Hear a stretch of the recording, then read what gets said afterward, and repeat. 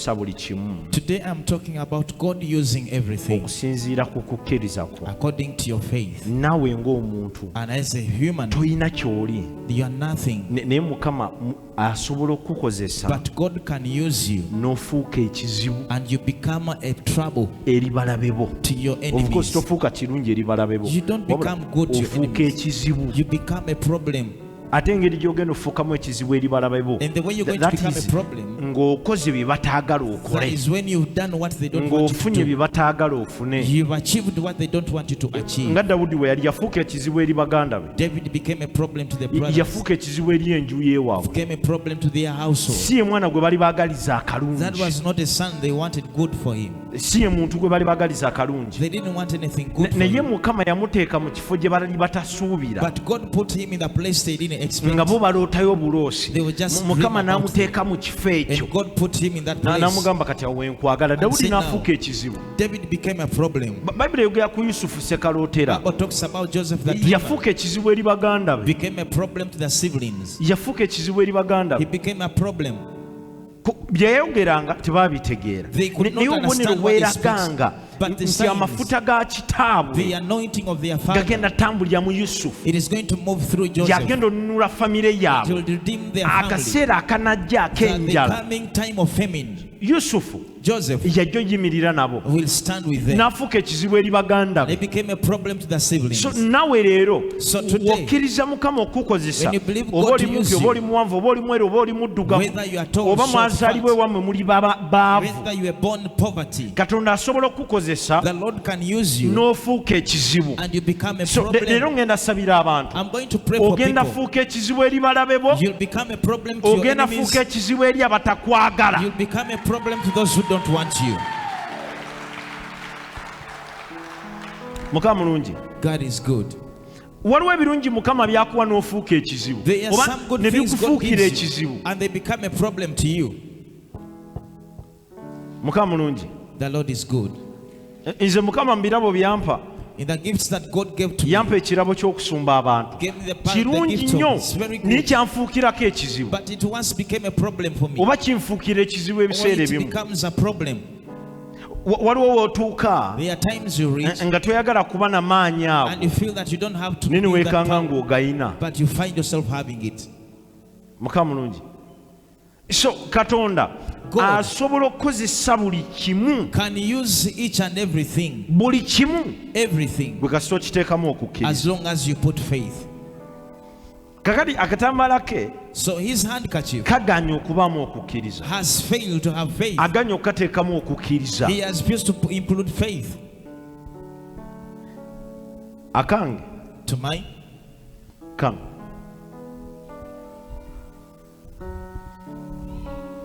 kange that hanky.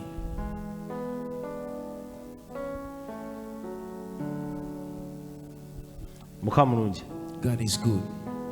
So buli w'oteekamu okukkiriza, Whenever you apply faith, Mukama God akozesa substance yonna ekwetoolodde. uses anything that surrounds you. Katonda waba asobola okukozesa akatambaala ka, If God can use the handkerchief, kati ate olwo omuntu what about you? waba asobola okukateekamu amaanyi gonna, If He can put in more any power, kati ate gwe omuntu. then what about you? Mukama mulungi. God is good. Waba asobola okukateekamu amaanyi gonna, If at all He can put that power in that hanky, gw'oli omuntu. what about you, a human? Abooluganda leero njaga bagamba Katonda talina limitation yonna. The Lord has no limit. Katonda buli kimu asobola okukikola. God can do everything. Teri kaseera There is no k'ogamba moment nti kikeerezi that you say it is late Mukama okukolerawo. for God to work.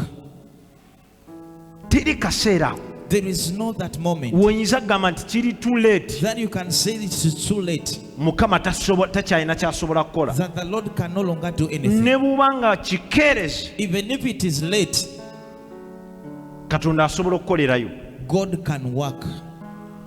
Mukama mulungi. God is good. Kakati njagala nkozese w'otunuulira ekyawandiikibwa, When you look at the scripture, Sadraka ne banne Shadrach and the friends, bamaze okukwatibwa, they have of been course caught. baasaba Mukama They prayed to God nga tebannabateeka mu muliro, before they were ne thrown beegayirira into, Mukama they nga interceded tebannabateeka mu muliro. before they were put in the fire.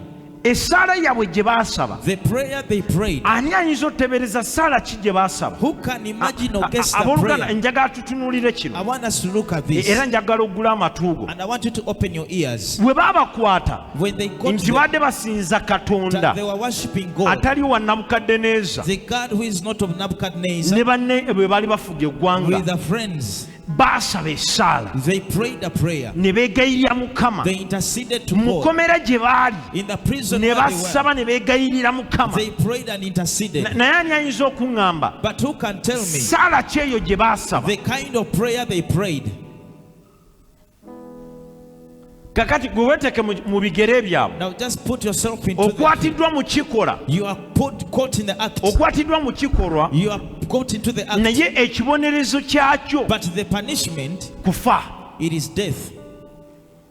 Ssaala ki gy'oyinza okusaba? What prayer can you pray? Abooluganda gye muli, Are you there? ssaala ki gy'oyinza okusaba? What prayer can you pray? Ssaala ki?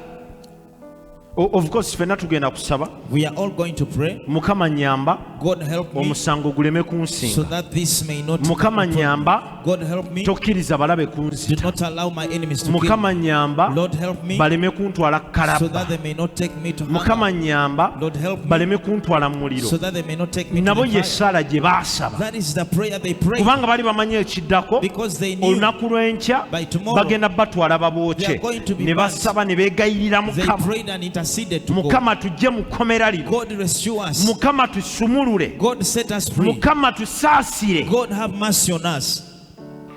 Baakoola eddoboozi lya Mukama, They called upon the voice ne of bakoola Katonda w'abajjajjaabwe, They called upon the God ne of their bakoola Katonda ancestors, w'abakitaabwe, the God of their ne forefathers, bakoola Katonda w'abannyaabwe, the God of their mothers, Katonda w'abakabona baabwe, the God of their ne priests. beegayirira, They interceded. ne bamugamba Mukama, They said, God, olunaku olw'enkya tomorrow tutwalibwa kufa, we are going to olunaku die. olw'enkya Tomorrow batutwala mu muliro. they are taking us to Mukama the leero fire. lwennyini Lord, today kola ekyamagero. do a miracle. Bwe busukka leero If it goes beyond, tetugenda kuwona.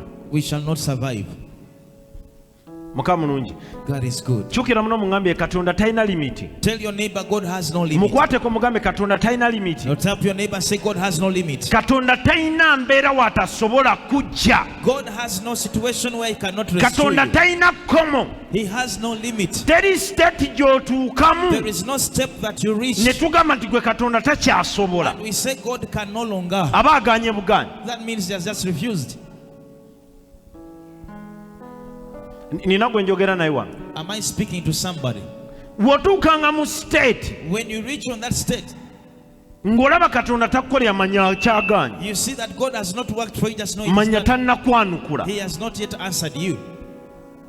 Nze nsobola okukuyamba I can help you, naye nina wentuuka ne but nkoma. I reach a time and end. Katonda ye talina kkomo. Teri state There is no state watasobola kujja. where he cannot rescue you from.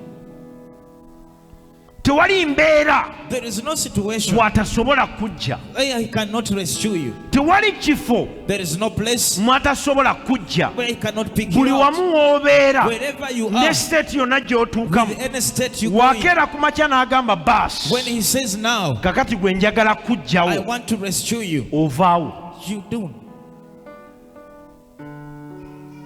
Ng'ojja gezaako emyaka gyonna nga For you will kigaana, try many years and it will fail. ye teyeetaaga gezaako myaka. He doesn't need to try for years. Azuuka buzuukusi lunaku lumu He n'agamba just get up one day and say, lwe luno olunaku lwe this nasalawo. is the day I decided. Mukama mulungi. God is good. So baasaba Mukama ne bamugamba ebigambo bino wammanga. They prayed Mukama, and said, God, ekiro kyayo tuli mu kkomera, tonight we are in olunaku prison. olw'enkya bagenda twokya. Tomorrow they are going to Kakati burn us. kyonna ky'olina okukola Whatever you have to do, olina kikola ekiro kya leero. do it tonight. Kyonna ky'olina okukola Whatever you have to olina kikola kati, do it now. kubanga we bukeerera Because when it nga comes to morning, tukyali mikono when gy'abasajja we are bano, still in the hands of these people, kigenda kuba kikeerezi, it is going to be late. tetugenda kuwona. We shall not survive. ne basaba They prayed. ekintu kye basabira What they are praying for, ekyamagero kituukewo ekiro ekyo for the miracle to happen at now, least ekkomera lyeggule the prison to open, batoloke bagende. for them to escape. Katonda teyabawulira, God did not listen to them. teyabaddamu. He never replied. Abakkiriza bali The good believers, baasaba paka ku makya they prayed up to morning, nga nabali abasigadde babatunuulira, that other people were just looking at them. nga nabo babatunuulira. They were looking at them. Mukama mulungi. God is good. Ne babatunuulira Sadraka, Misaki ne batandika okwetala amakomera gonna, tukowoola omuliro, tukowoola breakthrough, tukowoola malayika za Mukama, tukowoola ekisekyo, tukowoola amafuta. Ne batandika n'okwogera mu nnimi, ne batuuyana ne bajjamu n'amasaati. Bali abasigadde babatunuulira The bati, other people are looking at them. babatunuulira. Nabo balinze balabe Katonda oyo That God asobola obbajja ewabi. can rescue them from that place. Ne basaba ne batuuyana, They prayed and obudde sweated. bugenda okukya But when it came to morning, nga n'amaanyi gabawedde. when they have no strength, Abatandikidde mu maanyi people started in power. boogera ebigambo tobiwulira, They'll speak bambi words you don't nga understand. basabye They had prayed. naye nga ne kufulu teyenyenyezaako Even the yadde. padlock has not even shaken. Mukama mulungi. God is good. Essaawa we yatuuka, When the hour came, abasajja ne bajja the men came. ne babagamba, kano ke kaseera, They told them, this is your time. mugenda kwokyebwa, You're going to be burnt. mugenda kwokyebwa. You are going to be burnt. Ne bawulira, They heard. ne bamanya nti kigaanye, They knew it has failed. ne babakwata, They got them. ne babatwala, They took them. ne babatwala, They were taken. ne babapanga bulungi, And they put them in their good positions. ne bakuma omuliro, And they lightened up the fire. ne babakumako omuliro. They lightened the fire upon them. Kati masekati g'omuliro, In the midst of the fire, amazima gali gati, this is the truth. essala gye baasaba baagisaba bali mu kkomera omwo. They prayed that prayer in Bwe prison. babatwala obbakumako omuliro, When they were taken to the fire, tebaasooka kusaba they never prayed first. nga batandise ogukuma. When they started, Muli bakkiriza they believed oba osanga that all may be, ke babeere abajulizi let them be witnesses. aba Mukama, kubanga bo kye badde baagala What they wanted, kigaanye. it has failed. Bannaye kambabulye, ku nsi ya Mukama kuno On this planet Earth, twagala ogenda mu ggulu naye tetwagala kufa. we always want to go to heaven, but we don't want to die. Teri muntu Katonda gwawa option There is nobody that God gives an osigala option ku nsi kuno nga weeyagala to remain on earth enjoying n'okutwala mu ggulu eri. and to take to heaven. Abasinga tulonda nsi. Most people will choose be on earth. Ne bano bennyini be mulaba abajulizi The people or those you see abaakubibwa paka kufa, who are up to nabo death, baasabanga essaala, Mukama, they prayed a prayer, Mukama God, tuwonye okufa, rescue us naye from death. Mukama n'abaleka babeere abajulizi. And God left them to be witnesses. Olaba ne Yesu yennyini Even Jesus himself, akaseera kaatuuka n'agamba, the time came and he said, abasajja bagenda kunkuba emiggo these men are bannaayi, going to strike me. guno omubiri emiggo gigenda kunnuma. This body. N'amugamba Mukama, And bwe he said, kiba God, kisoboka if it is possible, nkyusizaamu, change a bit. naye nga si wenjagala, But not as I wabula gwe want, nga w'oyagala. but as you Kitegeeza will. yewe kye yali ayagala, What he wanted, emiggo egyo n'okubonaabona okwo kwagenda oyita bannaayi the canes and the suffering is going to go through. byandikyuseemu. Bandifunye pulaani endala They would have gotten another mwe plan. balina okulokolera abantu. To rescue Naye eno people. pulaani y'okulokola But the abantu plan of rescuing people, nga bamukomeredde emiggo, bamukubye emiggo, crucified and being beaten, yatuuka n'alaba nga he reached and he said no. ne n'agamba kola nga weeyagala. And he Mukama ye said, n'agamba eno gye nja okuyisaamu, Do as you want. n'agenda nayo. So nabano ne batuuka ne bamanya The people reached and basabye knew. Mukama They prayed abafulumye okumera kigaanyi, for God to kaakati rescue bukedde babatutte mu muliro. Now they are taken into the fire. Bwe batuuka mu muliro, Reaching in the bamaze fire, obbakumako omuliro, they have lightened the fire. Sadraka agenda owulira Sadrach, omuliro bagulaba, they see the fire, bagulaba ku mibiri they gyabwe, see it on their naye bodies, sikiini zaabwe but their skins tezina kye zifiiringa. are not feeling anything. N'ababuuza, He asked bannange, people, kye mpulira what I'm feeling. kyemuwulira? Is it the same you nabo ne feel? bamugamba owaayi They say, tuliko omuliro, we have the fire. omuliro gutwetoolodde The fire is naye surrounding tetulina us, kye tuwulira. but we are not feeling Emibiri anything. gyaffe Our bodies giwulira kyekimu. feel the same. Sadraka n'abagamba kakati Shadrach says, essaala yaffe our prayer, Katonda asindise obubaka. the Lord has sent the message. Bagenda okwetunuulyamu ababadde abasatu People who are three, nga waliwo owokuna abalimu abagamba there was a fourth man temutya saying, nzize fear not, I kubataasa. have come to rescue you. Mukama mulungi. God is good. Kakati mu siteeti mwe twandirabidde nti kikeerezi In a state we would see that it is late. Katonda mwalabikidde That is when God has appeared.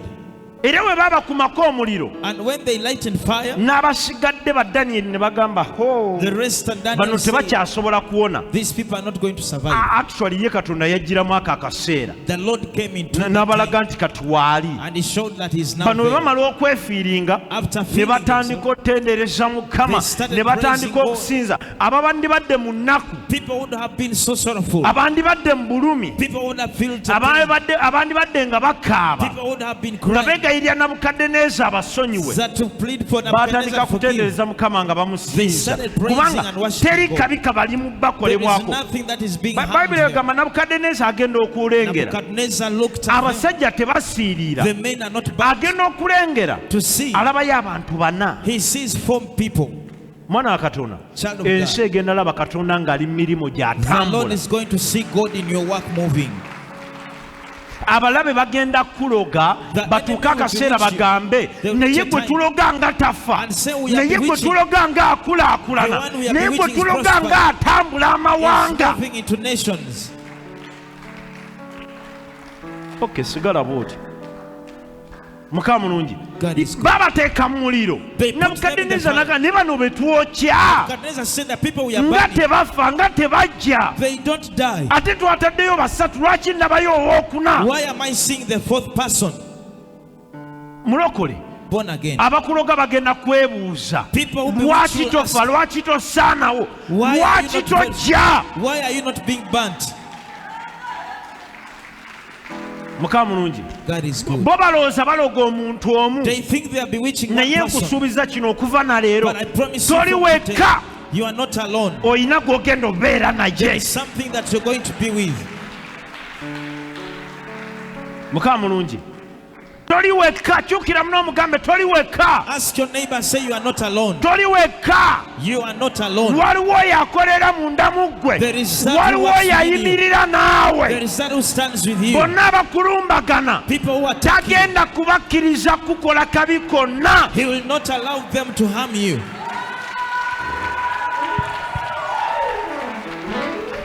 Kyukira muno omugambe mulirwana, Tell your neighbor, tekinnaba kikeerezi Katonda it has not okusumulula. been late for God to set you free. Obudde tebunnakeerewa. It is not late. Mukama leero agenda kuyimusa, The Lord is going to Mukama lift leero you. agenda kuwanika waggulu, The Lord is going to Mukama lift you. leero agenda swaza balabe The Lord bo. is going to shame your enemies.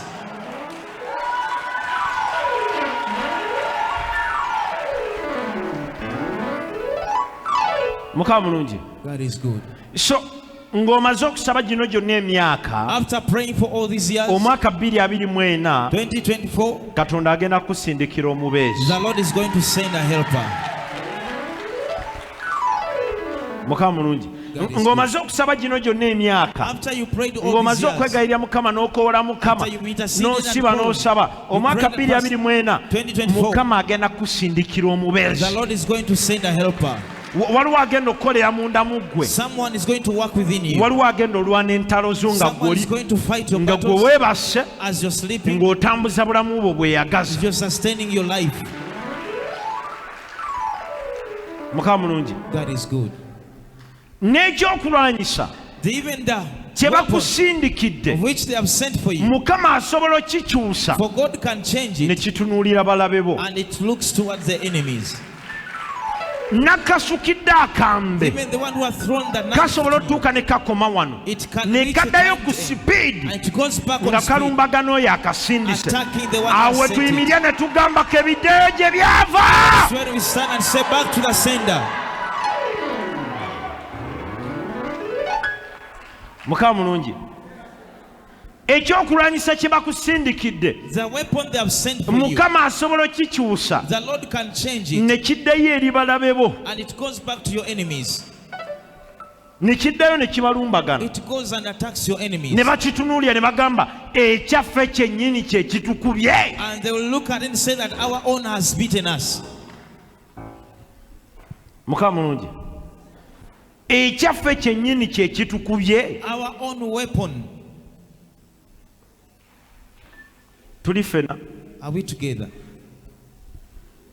So buli kimu kye tulaba Mukama asobola okukikozesa. Everything we see God can Buli use it. mbeera gyonna ne weebambye etya Mukama akyasobola okubbulula mu mbeera eyo God can still rescue you, ne weewunya amaanyi ge, and you get amazed of His power. ne weewunya ebikolwa bye, Be surprised of His ne works. weewunya ekisa kye, Be surprised of His grace. ne weewunya obuyinza bwe. Be surprised of His power. Mukama mulungi, ekyokulwanyisa kyo kye abalabe kye basindika The weapon bo that the bennyini enemy sent, kisobola obbakyukira ne it can kibaddira. turn to them and then kills them. Gyoba nsekera nnyo abantu abagamba lwaki babizaayo. That is why I laugh at those who say, why are they sending it back? Mukama mulungi, God is good. lwaki babizaayo? Why do they send back? Lwaki balina empeta? Why do they have Lwaki the balina ring? amazzi amatukuvu? Why do they have the holy water? Kubanga tebamanyi byawandiikibwa, Because they don't know the scriptures. tebamanyi Katonda waakola, They don't know how God functions. tebamanyi. They don't know. Mukama mulungi, God is good. tebamanyi, They don't know. tebamanyi. They don't know.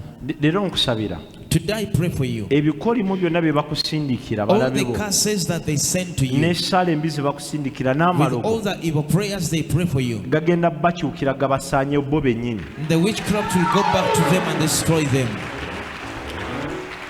Olutalo The lwe battle badde baagala oleeta mu makaago, which they wanted lwe to badde put in baagala your oleeta family, mu bizinensi yo, they mu wanted to mirimu gyo, put in mu your nju yo, business, in your house, terugenda kujja, it will not come. lugenda kugenda waabwe. It will divert to their houses. Soka weetuulye wansi. Be seated. Omanye entalo zino, You know these battles, ensi the world, olutalo mwe lubeera, where the battle is, infrastructures the infrastructures zikosebwa. are affected. Ensi olutalo mwe lubeera Where the battle is, ekosebwa nnyo. it is affected. Mukama mulungi, God is good. ebiseera ebisinga ensi olutalo mwe lubeera yeeba ennafu. The world or the country that the battle is W'otunula having olutalo is always weak. lwa Russia ne Ukraine, Remember the battle between Russia and Ukraine. lubadde lugenda maaso mu Ukraine, kati Ukraine yennyini neeyonooneka yonna. Now Ukraine was destroyed, everything is down. Russia ye ebibuga byayo bitemagana, Russia is well off.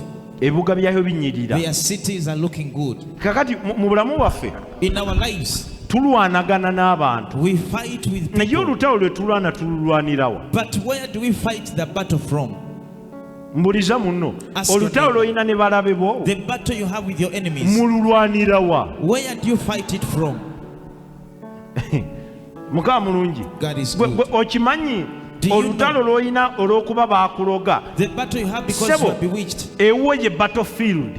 Your problem is the battlefield. Ejjembe lyakwambala, The spirit came upon kati you. tukozesa mubiri gwe okulwana. Now it affects your body or use your body to fight.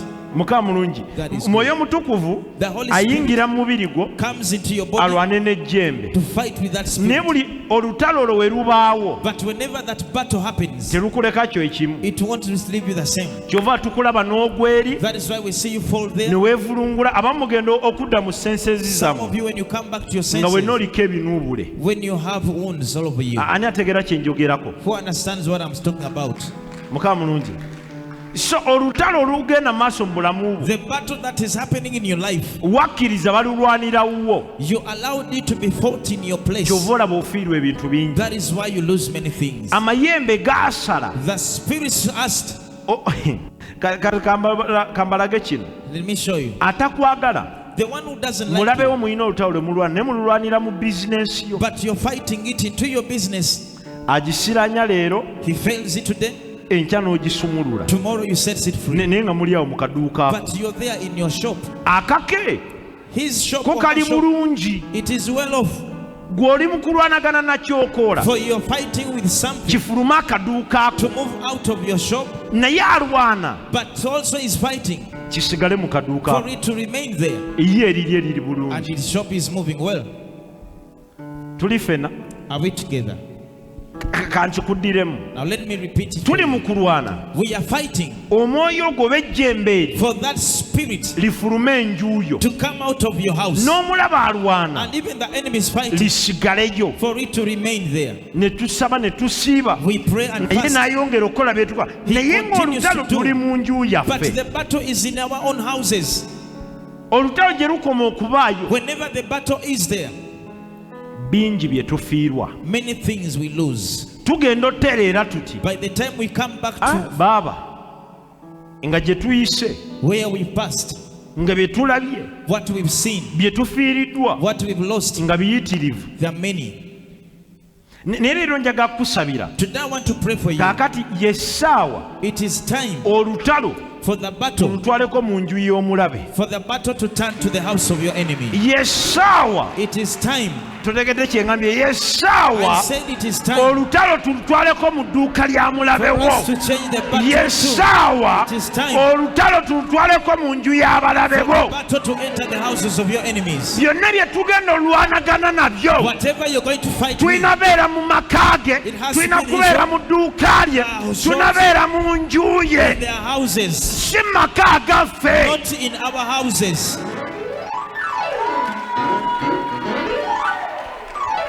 Mukama mulungi, God is good. bw'oba obadde olwana If you've been fighting kufulumya mwoyo, to move out the spirit, jjembe lye baakusindikira that spirit they sent for you, lifulume mu maka go, to move out of gye your ssaawa n'omulaba alwaneko it is time for the enemy to fight. ng'ayagala fulumya mwoyo mutukuvu mu That he maka ge. wants to move the Holy Spirit out of his home. Yessaawa ejjembe lyasindika lidde mu maka It ge is time that spirit that he sent to naye alwane lifulumeko. so that he fights for it to come Bw'oliyongera out. oddinywereza oligambe sigale ewa mukamaawo, Continue telling it to remain in there. alwana lifulume likomewo. He fights for it to come out. Bw'olwana lisigaleyo nanti ye yalikola, You fight for it to nanti ye remain. yalisindika, He's the one who sent it. sigale ewa mukamaawo. Now remain to the owner. Abooluganda leero njaga bagamba olutalo Today I want to tell you that the tulutwala mu battle, nju z'abalabe baffe kati. we are turning it to the houses of our enemies. Olutalo tulutwala mu mibiri gy'abalabe baffe. Taking the battle to the bodies of our enemies. Nga bw'obadde ogweri n'onuubuka, As you've been falling apart, yessaawa nabo bagweri it banuubuke. is time for them also to fall. Nga bw'obadde okaaba, As you've been crying, yessaawa kati nabo bakaabe. it is time for them Nga also to bw'obadde cry. obonaabona, As you've been suffering, yessaawa nabo it baboneebone. is time for them to Nga suffer. bwe mubadde As mwasiraana, you've been failing, kano ke kaseera kaabwe. this is their time.